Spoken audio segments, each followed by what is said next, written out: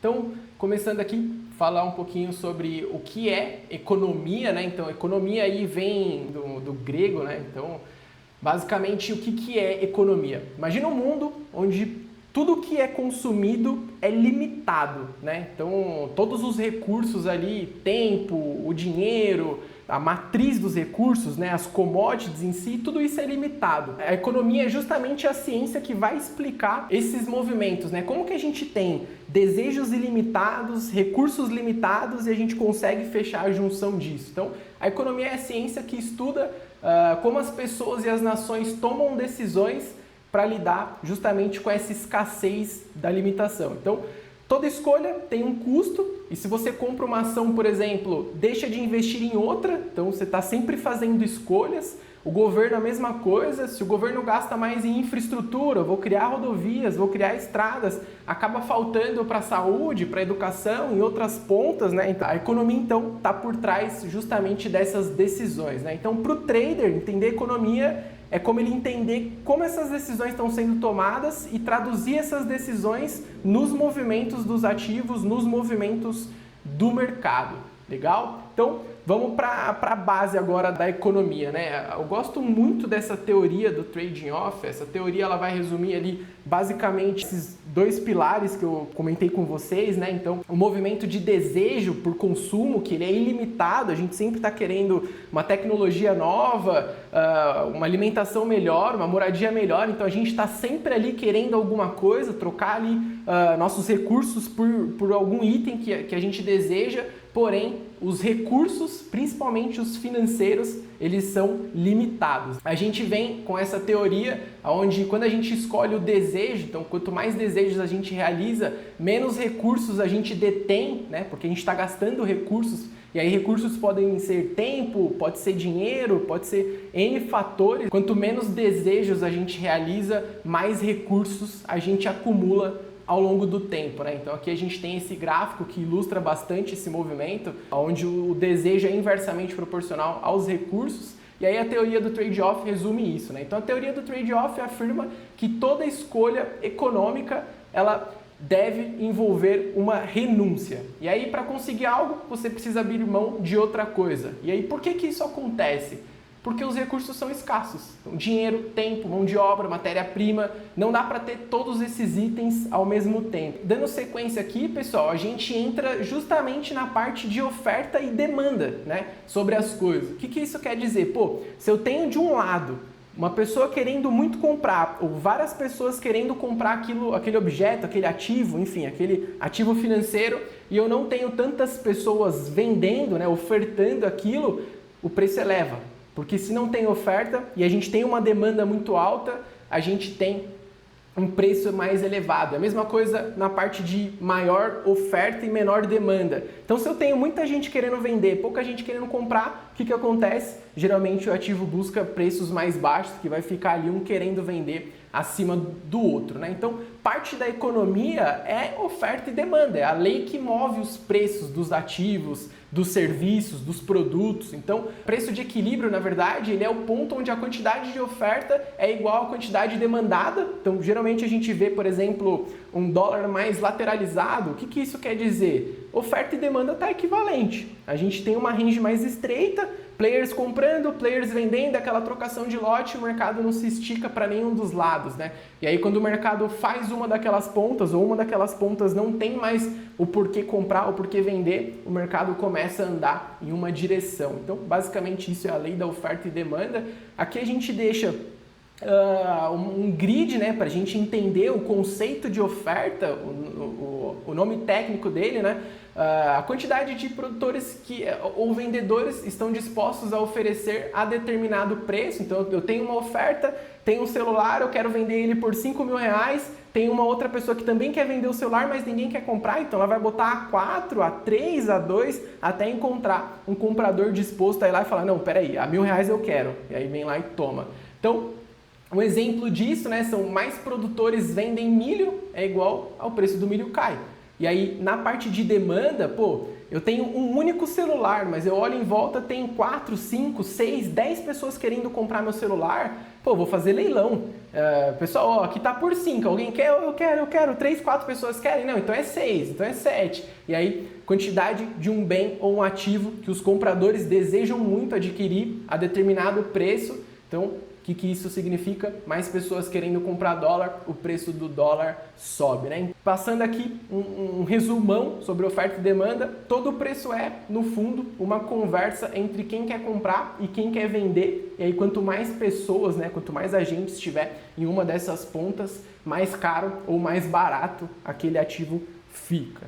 Legal? Continuando aqui, né, a gente entra na parte de agentes econômicos. A gente tem o governo, que é quem decide aumentar os gastos com saúde, por exemplo, pode ter que cortar na educação, então está sempre ali tentando equilibrar de alguma forma ou outra. E aí, uma das outras formas desses agentes é reduzir imposto, por exemplo, que pode significar menos arrecadação para infraestrutura. Então, se ele tem um poder de decisão sobre a economia, ele é um agente.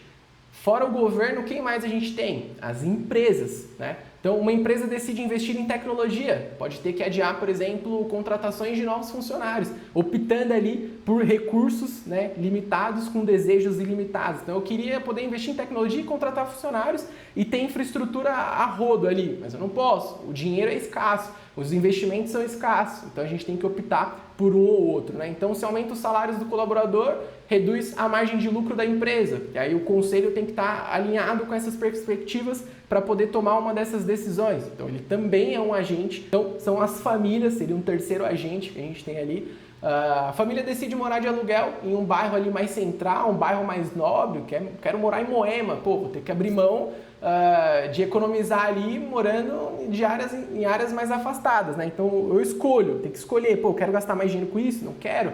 E aí, no final das contas, isso vai se resumir a dinheiro, a escolhas. Voltamos lá para a teoria do trading off, né? Então, escolher pagar uma escola particular para os filhos significa gastar menos com viagem, lazer. Então, estamos constantemente tendo que fazer escolhas. Nós, as empresas para qual a gente trabalha, as empresas do mercado financeiro, o governo, então são os agentes ali que estão participando da economia. Essas duas frentes basicamente é a economia real e a economia financeira.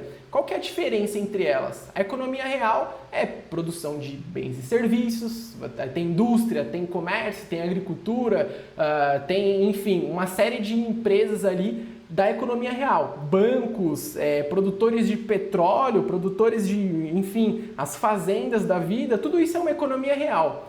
Quando a gente entra no contexto de economia financeira, são os derivativos, são os ativos que compõem essa economia real. Então, pô, se eu, Cauã, sou lá o dono do Itaú, o Itaú é um banco que faz parte da economia real. Tá, mas esse banco ficou tão grande que ele precisa crescer, ele precisa captar investimento, ele precisa melhorar sua infraestrutura para continuar seu projeto de longo prazo. Aí ele entra no universo financeiro para poder negociar seus ativos, seus debêntures, seus CDBs, enfim, todos aqueles ativos que a gente sempre ouve falar, né? Então, basicamente, a diferença é entre essa economia real e a economia financeira é que uma está ali, negócio físico presente no nosso dia a dia, e o outro também está presente no nosso dia a dia, mas no mundo digital, né? No mundo financeiro. Então, a diferença ali, negociações de ativos financeiros, bolsas de valores, bancos, derivativos, né? Então, a gente tem o câmbio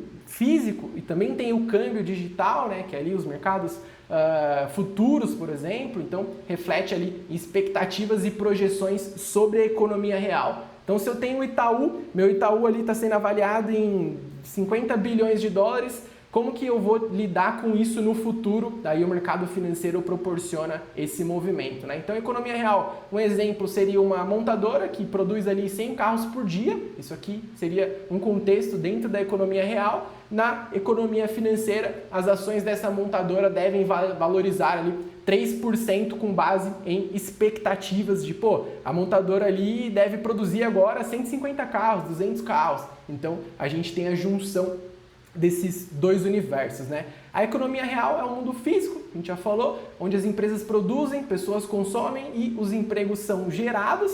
A economia financeira é o espelho do mercado, onde as ações, as moedas, os juros reagem às expectativas sobre a economia real, né? Pô, se eu tenho uma desaceleração econômica acontecendo, os bancos estão começando a mandar embora, as pessoas não estão tomando crédito porque ele está muito alto, as pessoas não estão comprando imóveis, não estão investindo ali, não estão fazendo infraestrutura, o que o governo faz? Começa a reduzir taxa de juros para poder aquecer a economia novamente. Então, a gente vai tendo essa balança aí entre esses dois universos. Então, o preço de uma ação sobe ou cai, não é porque a empresa vendeu mais ou menos hoje, mas porque os investidores esperam que ela vá vender mais no futuro, e aí a gente entra com esses ativos financeiros na economia financeira. Legal? Então, falando um pouquinho sobre a diferença, né? Tá, Cauã, a gente entra nesse universo macroeconômico, mas quais são essas duas vertentes, né? A gente tem a macroeconomia e a microeconomia, são dois universos ali, cada um vai dar uma ótica diferente para o mesmo item, né? Então a gente tem, por exemplo, o Brasil. O Brasil ele tem os seus dados macro e microeconômicos e o Brasil também tem seus dados microeconômicos, né? Qual que é esses dados? Qual que é essa diferença, né? Por que a gente precisa entender esses dois lados da economia? A macroeconomia, ela vai analisar o desempenho da economia como um todo. Então a gente analisa, por exemplo, o país, o mercado daquele país, o sistema global, por exemplo, a gente analisa inflação, analisa juros, vamos analisar o câmbio daquele país, o crescimento através do PIB, por exemplo, como que tá as políticas públicas, como que tá as decisões do Banco Central em questões de política monetária. Então, esses são dados ali que foca nesse clima econômico daquele país e impacta o mercado como um todo, né? Então, se a gente tem, por exemplo, uma inflação alta, ele vai impactar o mercado como um todo. Se a gente tem um país com PIB crescendo 5, 10, 15%, como o Brasil já foi no passado, como a China já foi no passado, pô, isso é um dado macroeconômico. Então, a Selic subindo, as ações tendem a ter ali, ações de consumo tendem a cair, por exemplo, varejo é um sinônimo disso, que cai. Então, a Selic mais alta gera esse cenário mais restritivo, uma inflação alta, por exemplo, gera aversão a risco, então o dólar sobe, o ouro tem aquela busca incessante, aquela demanda gigantesca, então sobe também.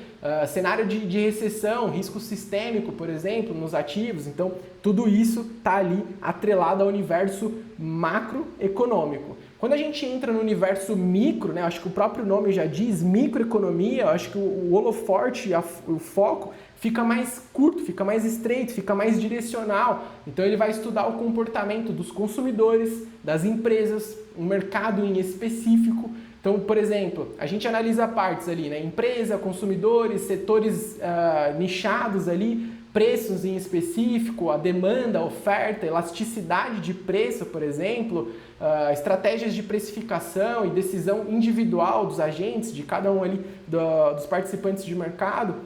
Ele foca na ação dos agentes econômicos, então impacta setores e ativos específicos. Então, um exemplo de microeconomia, empresa com alto markup, né, aquela variação entre o custo que você tem e o valor que você repassa, é menos sensível à Selic. A elasticidade do preço, por exemplo, impacta nas vendas daquela empresa. O valuation de uma ação, por exemplo, que mostra se a empresa está cara ou está barata. Então, tudo isso é o foco da microeconomia. Então, quando a gente entende, pô, a macro é mais ampla, a macro eu vou analisar um contexto mais geral, mais global, a micro eu tenho um foco um pouco mais direcional para aquilo que eu estou analisando. Então, entender macro te mostra o cenário e entender micro te mostra aonde você pisa dentro daquele cenário. Legal, pessoal?